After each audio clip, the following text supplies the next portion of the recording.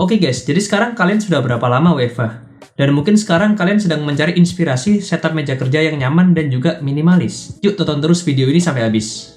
Oke, pertama kita bahas dari mejanya dulu. Ini aku pakai meja budget dari IKEA Linmon Adlis. By the way, aku juga sudah pernah review penggunaan meja IKEA Linmon Adlis ini selama 1 tahun lebih.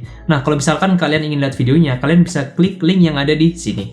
Meja IKEA Linmon Adlis ini aku pilih karena murah. Ya, jadi aku ambil tipe yang paling murah. Ini kalau nggak salah 100 x 60 cm. Memang nggak terlalu besar, tapi untuk keperluanku itu sudah sangat cukup. Selain murah, bentuknya juga sangat minimalis, sangat simpel. Jadi cocok untuk tema setup yang minimalis. Tapi please take note, kalau meja IKEA Linmon Adlis ini goyang-goyang coy. Nah, misalkan kalau kalian ada budget lebih, kalian bisa upgrade kaki mejanya ke drawer Alex, supaya tidak goyang-goyang. Oke, selanjutnya adalah kursi. Kursi di sini yang aku pilih adalah kursi kantor dengan tipe mesh, dan aku belinya di Fabelio. Tapi kalian jangan beli di sana lagi, karena ada isu-isu yang nggak enak dari Fabelio. Kursi ini sudah aku gunakan dari Maret 2019, dari pertama kali aku WFH sampai detik ini. Dan sekarang seperti ini kondisinya. Sudah lumayan kotor, atau bahkan sangat kotor. Nggak banyak yang bisa dibahas dari kursi ini, karena kursi ini ya standar aja, standar kursi-kursi kantor. Tapi paling nggak aku sudah cukup nyaman duduk di kursi ini daripada harus duduk di kursi biasa. Nah, mungkin kursi ini adalah satu-satunya barang yang ingin aku upgrade. Misalkan kalian ada saran atau rekomendasi kursi kantor yang tipe mesh, kalian boleh share di kolom komentar. Oke, selanjutnya adalah monitor. Nah, di sini aku pakai dua. Apa sih?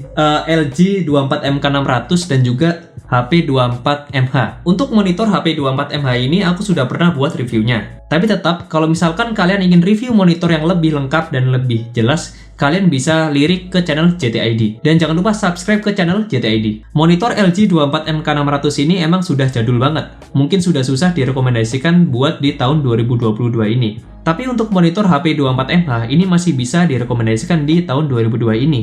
Karena bentuknya yang elegan, ada head adjustment, bisa dibuat vertikal, dan juga ada internal speakernya. Karena monitor ini sudah ada internal speakernya, jadi kalian nggak perlu beli speaker tambahan lagi. Dan pastinya itu bisa membuat meja kalian lebih clean lagi. Dan seperti ini kualitas dari speakernya.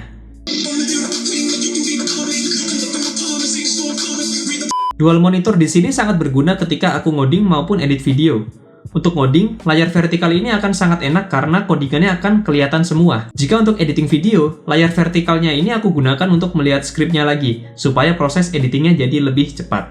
Bang, mending 2 monitor seperti ini atau 1 monitor ultrawide? Menurutku untuk produktivitas, kalian lebih baik gunakan 2 monitor seperti ini, daripada kalian gunakan 1 monitor yang besar. Karena untuk beberapa case, punya 2 monitor dengan layar vertikal ini lebih enak. Tapi sesuaikan lagi dengan kebutuhan kalian. Misalkan sekarang kalian menggunakan MacBook Air M1 ataupun MacBook Pro M1, kalian lebih baik beli 1 monitor yang besar. Karena defaultnya di dua laptop itu hanya bisa connect ke 1 eksternal monitor.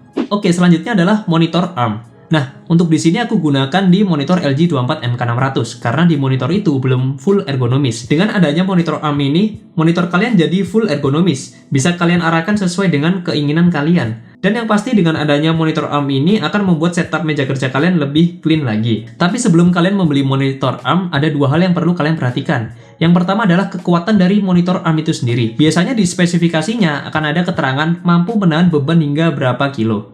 Nah, itu sesuaikan aja dengan beban monitor kalian, tanpa kaki. Lalu selanjutnya perhatikan kekuatan meja kerja kalian. Di videoku yang ini, aku udah pernah bahas mejaku IKEA Linmon Adlis penyok gara-gara monitor ARM. Oke, untuk lampu meja kerja di sini yang aku gunakan adalah screen bar dari Baseus. Untuk full reviewnya dari screen bar Baseus ini sudah pernah aku bikin di sini. Kalian bisa klik link di sini untuk menonton full reviewnya. Alasan aku pilih screen bar ini karena tidak memakan space dari meja kerja kita. Jadi cukup ditaruh di atas layar monitor. Itu bisa membuat meja kerja kalian jadi lebih terlihat clean dan juga minimalis. Dan yang terakhir untuk meredakan sakit mata kalau kalian suka kerja sampai larut malam. Seluruh setup meja kerja kali ini ditenagai oleh Mac Mini M1 base model yang aku sudah pernah bikin video reviewnya di sini. Nah, kalian bisa klik link yang ada di pojok sini untuk melihat full reviewnya. Mac Mini M1 ini masih sangat worth buat kalian pertimbangkan di tahun 2022 ini. Buat kalian yang ingin upgrade ke Mac OS M1 ataupun kalian yang ingin mencoba Mac OS, Mac Mini M1 ini adalah Mac OS dengan chip M1 termurah yang bisa kalian beli sekarang. Untuk kebutuhanku, ngoding kecil-kecil dan juga editing video, Mac Mini M1 ini sudah sangat cukup. Di samping Mac Mini M1 juga ada iPad Pro 2020 11 inci. iPad Pro ini paling sering aku gunakan ketika sedang ada presentasi online. Jadi lebih gampang ketika mau coret-coret, Feel-nya seperti coret-coret di papan tulis, dan bisa dilihat langsung oleh semua orang. Untuk aplikasinya, apapun bisa, yang penting kalian nyaman.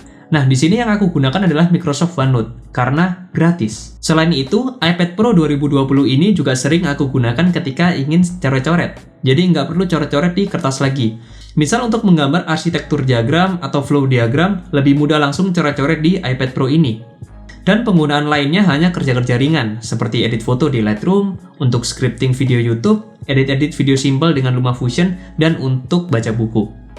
Mousepad ini mungkin mousepad sejuta umat. Ya, ini adalah mousepad Rexus Daxile Retro. Mousepad ini aku pilih karena cukup murah, bahannya tebal, dan juga warnanya cocok di setup meja kerjaku kali ini. Penggunaan mousepad ini juga penting supaya meja kerja kalian nggak cepet kotor. Keyboard yang aku gunakan kali ini adalah Keychron K2V2 dengan keycaps-nya apa ya ini? Ini keycaps dari Press Play. Nanti editor tolong tulis di sini ya nama keycaps-nya. Keychron K2V2 ini sudah aku gunakan lebih dari 1 tahun, dan keyboard mechanical ini sangat nyaman untuk digunakan. Bisa connect ke 3 device, kebetulan di sini pas banget aku ada Mac Mini M1, MacBook Air M1, dan juga iPad Pro. Jadi bisa connect ke semuanya secara bergantian. Bisa mode wired juga kalau aku sedang ingin main game. Dan yang paling penting, layout keyboard ini sangat mirip dengan layout keyboard MacBook. Jadi feel mengetiknya nggak akan beda jauh. Menurutku keyboard ini kekurangannya cuma satu, yaitu terlalu tinggi. Jadi misalkan kalau kalian nggak pakai wristpad, pergelangan tangan kalian akan jadi cepat capek. Oh ya, sama di video ini aku sudah bikin review lengkap dari Keychron K2V2 ini. Kalian bisa klik link yang ada di sini. Mouse di sini yang aku gunakan adalah Logitech MX Master 3. Untuk full video review dari Logitech MX Master 3 ini sudah pernah aku bikin di video ini. Untuk full videonya, kalian bisa klik link yang ada di sini. Mouse ini memang mouse terbaik untuk produktivitas, tapi bukan untuk semua orang. Dan juga terdapat satu major issue pada mouse Logitech MX Master 3 ini. Tapi selama aku menggunakan mouse Logitech MX Master 3 ini sangat nyaman, dan merupakan investasi yang sangat worth menurutku. By the way, karena mouse ini cukup berat, aku juga beli carpal wristpad biar lebih nyaman lagi untuk menggerakkan Logitech MX Master 3. Untuk link pembeliannya dari mouse ini dan juga carpal wristpadnya sudah aku tulis di deskripsi. USB dongle atau USB hub ini aku gunakan untuk menghubungkan eksternal monitor di MacBook ataupun Mac Mini M1. Untuk USB ini aku bisa rekomendasikan kalian membeli Ugreen USB dongle Type-C 9-in-1. Menurutku ini merupakan USB dongle terbaik di kelasnya. Dan untuk full review dari USB dongle ini, kalian bisa klik link yang ada di sini. Dengan USB dongle ini, kalian akan mendapatkan 9 port sekaligus. Ada 3 USB port Type-A, 1 USB-C dengan 100W, 1 port HDMI, 1 port VGA, 1 port RJ45, dan juga 2 port SD card reader. Karena Mac Mini yang aku gunakan sekarang adalah base model, di mana hanya ada 256GB storage, external storage ini merupakan hal yang sangat penting bagiku. Di sini aku pakai 2 external storage. Yang pertama, SSD eksternal 500GB dari SanDisk, lalu yang kedua, hard disk eksternal Seagate Backup plus desktop hub 4TB. By the way, aku juga sudah pernah bikin full video review dari SSD SanDisk ini. Kalian bisa klik link yang ada di sini. Untuk SSD eksternal ini selalu aku gunakan saat editing video. Jadi semua footage video ada di sini, dan aku edit langsung di SSD eksternal ini. Mungkin sekarang kalau kalian menggunakan MacBook dengan storage yang besar, external storage ini nggak jadi terlalu penting. Untuk headset atau earphone yang aku gunakan adalah TWS Jabra Active Elite 75T. Headset ini sering banget aku gunakan untuk video call pada saat kerja. Karena aku menggunakan Mac Mini M1 yang nggak ada mikrofonnya, dan juga kalau pakai MacBook sering aku gunakan dalam mode clamshell atau mode tertutup terus. Jadi aku butuh sebuah mikrofon lagi. Oke, jadi ini kualitas mikrofon dari TWS Jabra Active Elite 75T. Menurutku untuk kualitasnya sudah cukup bagus. Lalu untuk sound quality-nya juga nggak usah ditanya lagi, udah bagus banget. Dengan harga 2 jutaan, kalian akan mendapatkan sebuah TWS dengan sound quality dan mikrofon yang sangat bagus, ditambah delay-nya yang sangat minim. Drawer atau lemari yang aku gunakan adalah drawer dari Alex, plus rodanya. Drawer Alex ini nggak aku jadikan sebagai kaki meja kerja, karena meja kerjaku kecil. Jadi kalau ada Alex sebagai kaki mejanya, itu akan mempersempit ruang gerak kakiku. Menurutku lebih baik dipasangkan roda, sehingga drawer ini bisa lebih fleksibel jika ingin dipindah-pindah. Untuk kebutuhanku, sekarang aku gunakan untuk menyimpan laptop yang sedang nggak aku gunakan. iPad Pro beserta perintilan chargernya, dokumen-dokumen penting, dan juga random stuff yang ada di atas meja kerja. Memang betul, kalau misalkan kalian cari di e-commerce, itu banyak sekali yang jual drawer custom. Tapi kalau aku pribadi lebih suka yang simple. Jadi aku cukup datang ke IKEA, lihat barangnya, dan beli. Oke, itu tadi setup meja kerjaku yang menurutku cukup minimalis dan juga clean. Dan yang pasti sangat nyaman. Di atas meja hanya ada barang-barang yang sering aku gunakan. Tapi kalian nggak perlu ikutin sama persis produk-produk yang aku gunakan. Sesuaikan aja dengan kebutuhan dan juga budget kalian. Terakhir, semoga video setup meja kerja ini bisa memberikan referensi bagi kalian. Dan juga untuk nama produk plus link pembeliannya sudah aku tulis di deskripsi. Oke, aku Fahri Akbar. Sampai jumpa di next video. Dadah!